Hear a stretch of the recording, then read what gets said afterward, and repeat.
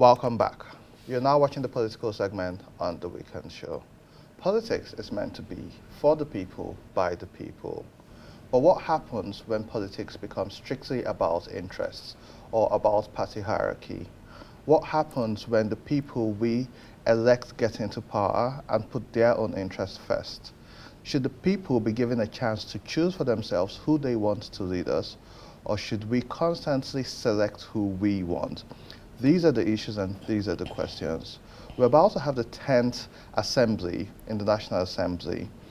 The ruling party, APC, just last week, the National Executive Council or the Working Committee, released a zoning formula where they have stated that the Senate presidency should go to the South, specifically to Godswill Akpabio, former governor and former minister, and Senator Jibril Barrow for the deputy Senate president. It also zoned the speakership of the National House of Reps to Tajuddin Abbas and the deputy speaker to Benjamin Kalu. Now, this has raised a lot of concerns because some of the other people who were vying for the positions, for instance, in the House of Reps, have said they weren't consulted before this selection process was done. This reminds me of the APC primaries where we saw some people come on stage saying that they had also created a list and zoned some of them out without consultation. It's expected that the party should be able to consult with people within the party first. However, we've also had reports that some other senators within the APC are now forming alliances with the People's Democratic Party and other minority parties within the National Assembly. Are we going to have a repeat of what happened in 2015 when Senator Bukola Saraki went against the party? But the main question is, do we want a rubber stamp National Assembly, or do we want a National Assembly that will work for the people? That's what we'll be discussing on the political segment today. And joining us we have Okonkwo Vitus, who is a senior legislative aide. Good morning and welcome back to the show. Thank you, good morning. And we also have Honorable Nda Aaron, who is a DJ in Northern Christian Political Network 2023. Good morning and welcome to the show. Yeah, good morning. I'll start with you, Vitus. Thank you. The people from the southeastern part of Nigeria have constantly complained about being marginalized, and that's why we've had secession plans and conversations by the likes of IPOBs and the likes, even though we don't necessarily support that. However, in the elections that have just been concluded, some say it would have been a good show of faith for the president-elect to get the Senate presidency zoned to the southeast. What's your opinion on that? Yeah, thank you. In the leadership of National Assembly and its composition, the party play an active role, which is to be as a political party, guide their voting pattern, the choice and zoning and microzoning of where offices can be. In the case of what we are having now, the Southeast is being zoned to have the deputy speaker instead of the Senate president. And you see the call that before now, the likes of Orji Zokalo have been calling that it is the time to reward the Southeast to build a bigger and stronger bridge of APC. Looking at the fact that APC is surrounded with only 2 states, with 3 states in the opposition, where you have by Imo State, graciously with the governor Uzodimma of APC in Imo, you have by his neighbors Anambra of ABGA, you have by his close neighbors Abia with PDP, currently Labour, you have Enugu of PDP. So there's need for such bigger position like the Senate president to be given to the Southeast to build a bigger and stronger bridge at which you will see an Southeast that will be all APC. So you need such a stronger tool like the Senate president, which will go all the way to complement the effort of the APC governors to bring all the Southern Eastern to the party APC. But graciously, the leadership of the party in their wisdom equally reserves the right to zone and microzone in the unity of the party to continue to carry all geopolitical zones along. So what we are seeing today, having denied the Southeast, in quote, the Senate president, but proposing a deputy speaker to the Southeast. We are not saying that is not good. Ben Carlo and the choice is equally good, but we are asking that it would be better to have Senate President zoned to the southeast graciously because they say south. And when you talk about south, which is the south, south, and southeast, southeast have taken much sacrifice to make sure that the party APC is stronger and better in most cases and time. So the call is right, but the party is right in their choice because we are party members. We as party members ought to be loyal. We as party members ought to equally understand the party manifesto and program, which may have given reason to certain actions that the party is taking.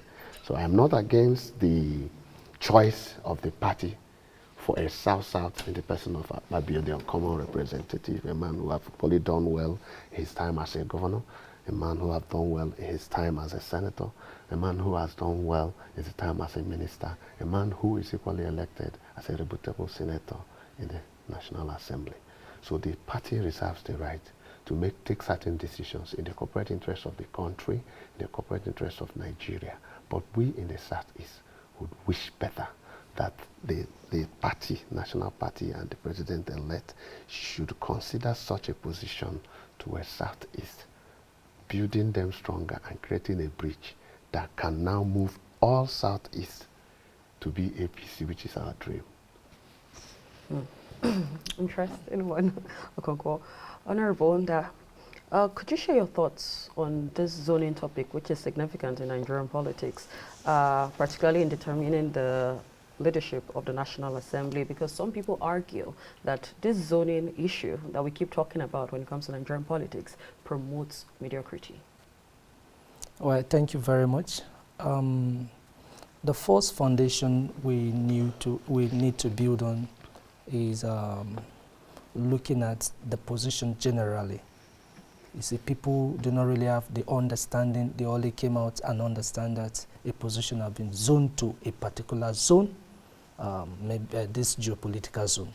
But one basic understanding we need to have is that the leadership of the National Assembly, just like the presidency or the president of this country, the president have gone to the south, vice president in the north. So in the National Assembly, the Senate president have gone to the south.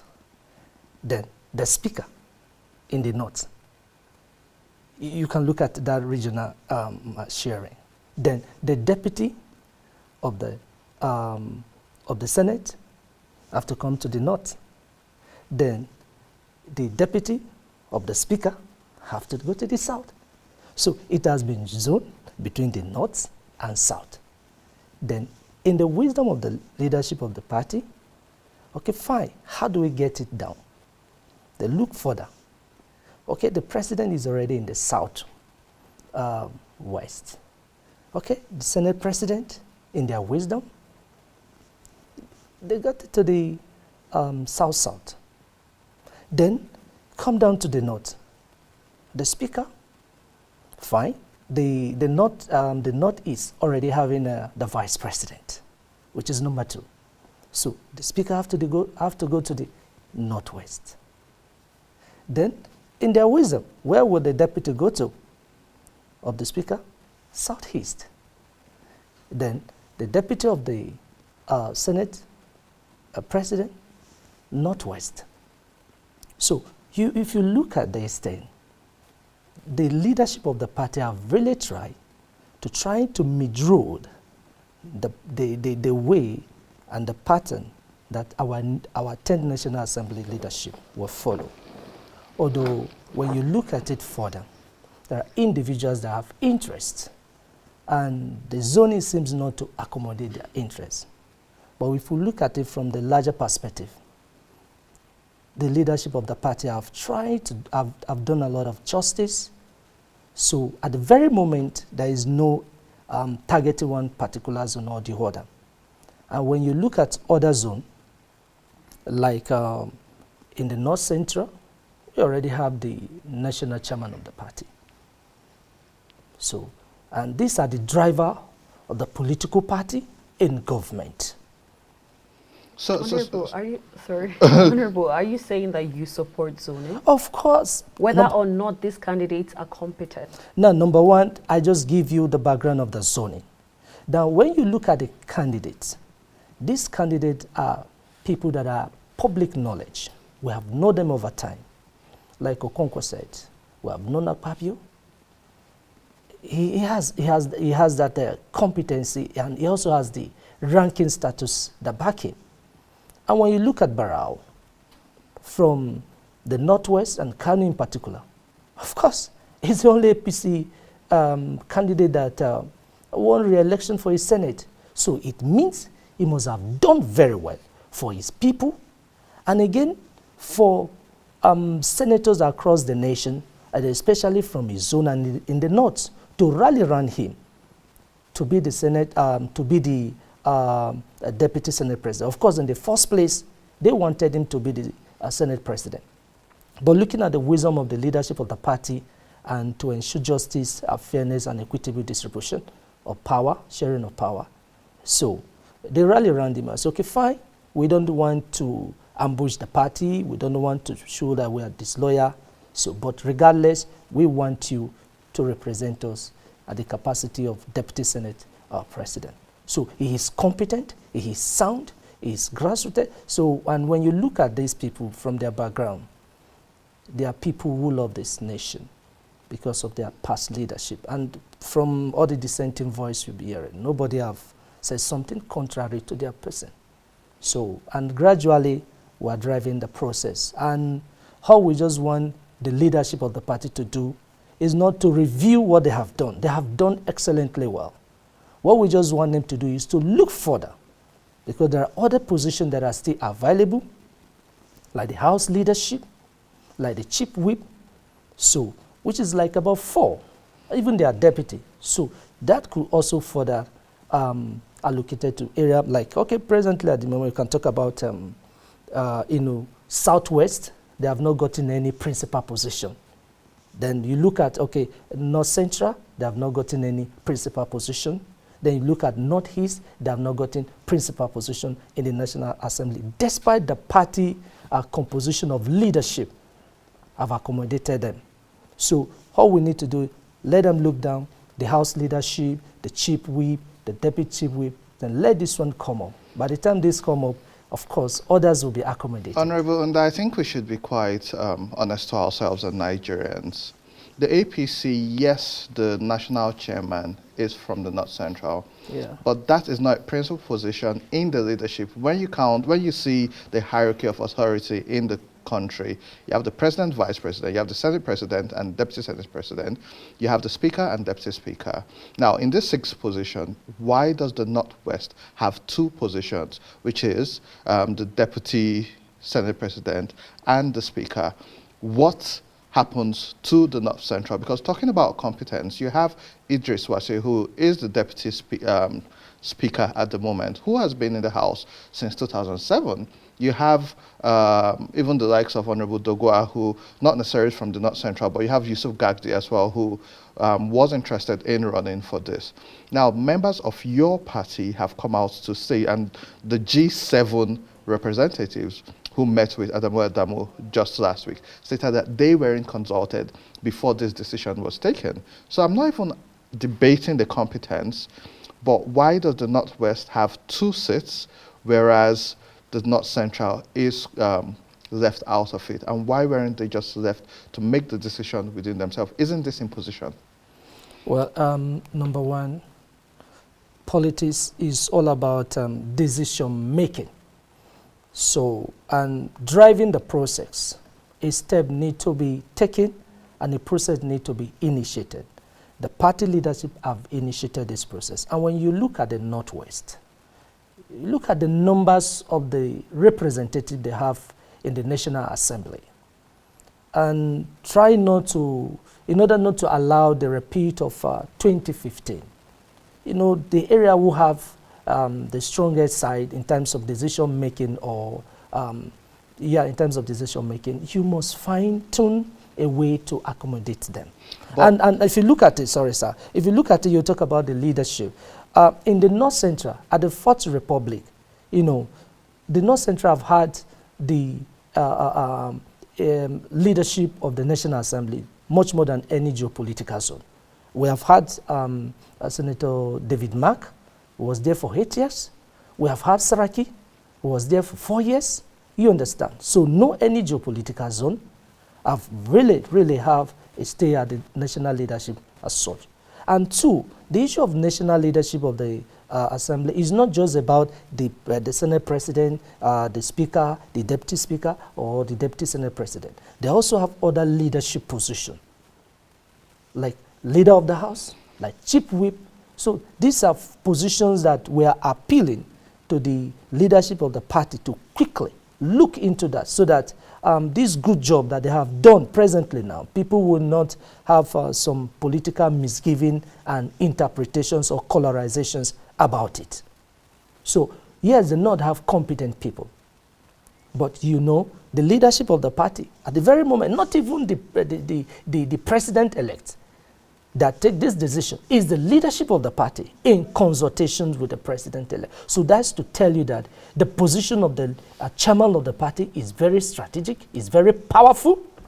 So it's all encompasses within the political parties. Which is why I asked the question that you said the leadership of the party in collaboration and consultation with the president-elect. However, the interested parties, the members in the House of Reps and the Senate who were interested in this position have come out clearly to state that they weren't consulted. Governor Akeredolu of Ondo State also, there was a press release signed by him yesterday which said this is a template for injustice. What is going on with consultation when it excludes a couple of people? Yeah, you know, we know Governor Akeredolu is a very outspoken personality. He's a courageous person, and looking at his pedigree, even in the driving process for emergence of Tinubu, you know, clicking the party mandate, you know, we know him to always stand for justice, equity, and fairness. But looking at it, it is just about consultation. And you know, consultations, it has faces. Consultations have faces. Like here, I'm here with you, having interaction with you, and I'm sure your boss may not have aware that I'm here. But you know, after our activities, of course, you're going to be a feedback. So this is how the consultation goes. So the party leadership have had consultation among themselves. That's why I tell you that the position of the party, as well as the chairman, is very powerful, which is presently in the North Central. So, and they have had consultation. And other leaders, as well as interested party, consultation is still going on. So consultation is still going on. And for you to know consultation is still going on, I'm sure very soon, is either you're going to hear something from Akeredolu upholding what the party have done, or perhaps you may not hear anything again because he's been consulted. So it's a driving process. It goes stages by stages and phases by phases. Okay, Okonkwo, you have to come back to this conversation. What measures now can be taken to ensure that the selection process is fair and inclusive, seeing as some critics have actually come out to argue that this zoning issue has been promoting favoritism all the while? Yeah, zoning is it has a place in history in the National Assembly, right from the time of Jaja Nwachukwu in 1960 to Ahmed Lawal we have today as the current Senate President. You know, PDP during their era, you know, did this, had impetus in zoning, where once they decide that this is how it's going to go, they consult very well, they harmonize, and at the end of the day, when you watch it, that is what will play. Everybody will be loyal and make sure that that is what is done. Now, today in the APC, it is not a new thing. It's purely traditional that the party have to give a guide. That's giving a guide. And that guide is why people are saying we weren't consulted, that there wasn't much consensus on how and where and when and who should be. That is right. They are right by their opinion. And I want to thank the speakers-elect, led by the popular Muta, Bektera, and every other aspirant who rallied around to say that we weren't consulted. They are right for that opinion. And I love the way they took their grievances to the party. They did not do like what happened during the era of Dogara and Saraki, where the like minds were formed and all groups were formed and they walked away from the party. But this group should show maturity. They show commitment to the party. They show love to the party. We weren't against the fact that the party have to give a guide. Call it zoning or call it whatever you call it. What the party has done is to give a guide to say, this is the direction we want you guys to go. This is the people we had in mind. But today you have seen that a whole lot of aspirants have come out to say, we weren't consulted. We need more consultation. We need even more harmonization. For me, they need harmonization.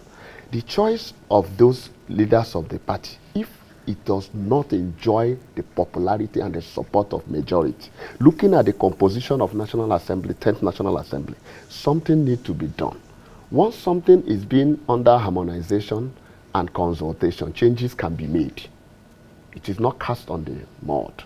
So when you see a candidate enjoying majority support, and you will understand that we are having a house today that is out east, and so less of the votes came from that region.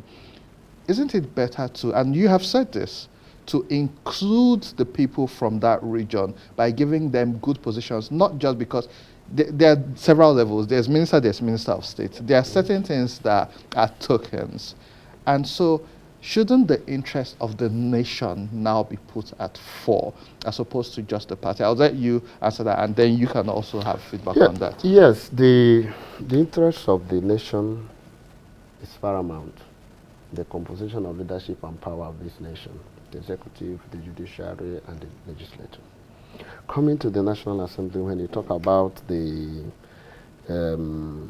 rubber stamping issue, the statute of power presents us in the 3 tiers of government. You have the judiciary, you have the executive, you have the legislature. That divide is there. But when you come to the composition of who becomes the leader, the party in majority has that responsibility to constitute who leads them.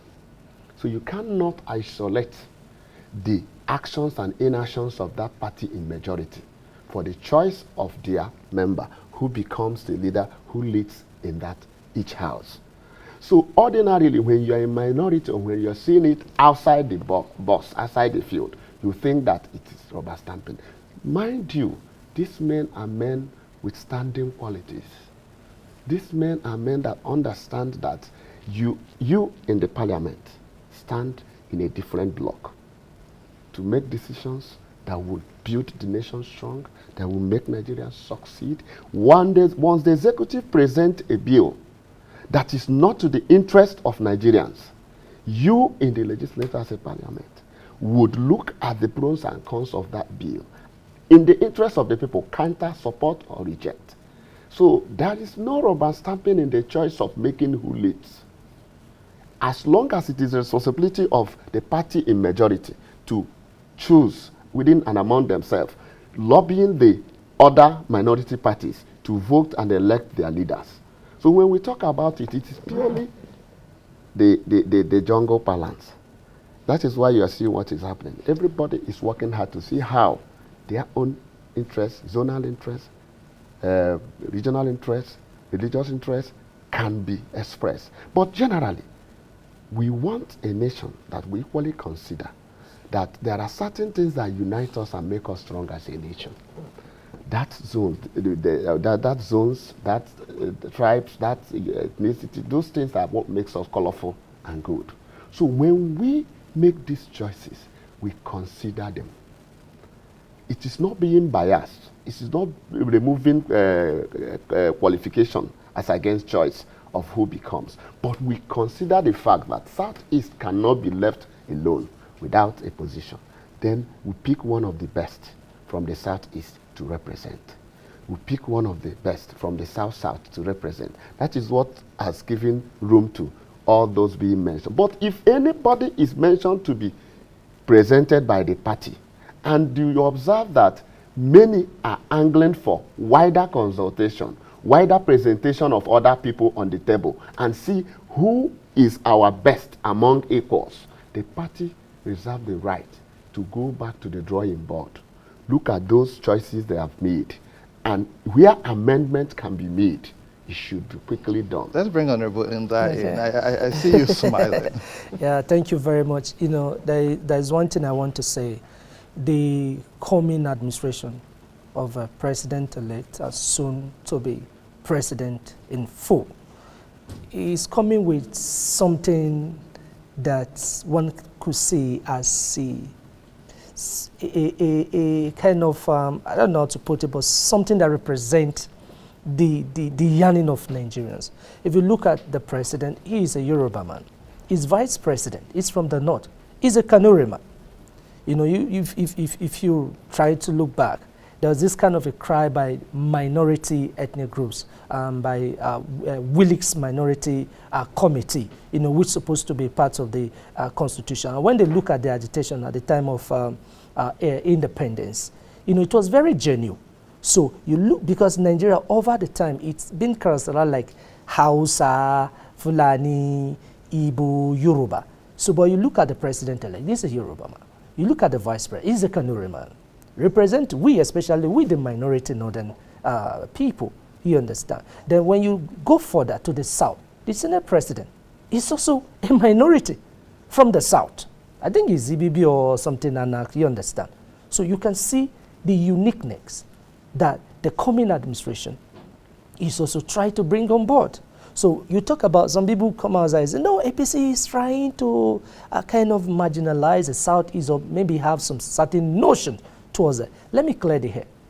Do you know that one of the major projects that the Southeasterners have all been yearning for, from the era of PDP, 1999, Obasanjo, down to Yar'Adua, Goodluck Jonathan, has been Second Niger Bridge. So you cannot have a better bridge than that bridge that the APC have already put in place. The bridge is not enough. So that is a major, that is a bridge. That bridge so is you a can good see one. that most of the time, aside of service to the nation, most of the time, some of these positions, if you look at it, some of them trying to connect for themselves. But the party have looked at the contribution of individual, and some people talk about rubber stamp. Even in developed world, there's what they call collaboration, cooperation between the various arms of the government. So if they do not collaborate, there is no way the nations can move forward. If I don't follow the tune of your anchoring at the moment, there is no way we can actually make a sense.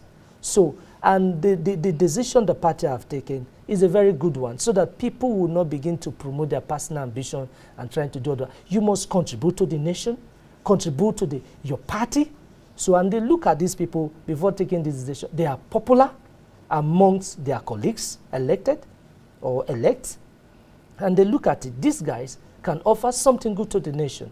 So I think that's a good place to leave it. And because of time, we actually do have to wrap up. I want to thank you so much for sharing your thoughts and being honest and objective about it. It's extremely important that that the president-elect and the leadership of all these positions ensure that the national unity of Nigeria is upheld, because we've never been as divided as we are right now. And the best thing to do would be to unify and unite Nigerians. And so this is the expectation of all Nigerians. It's not about party, it's not about politics. Now it's about Nigeria and the improvement of our society and economic development. Thank you for watching today's episode. You can also watch previous episodes and this episode on YouTube. Check Weekend Show NG. You can follow us on social media at Weekend Show NG on Facebook, Instagram, and Twitter. You can follow me on social media platforms at Andy Badaki, and you can follow Didi at Didi_ on Instagram and Twitter.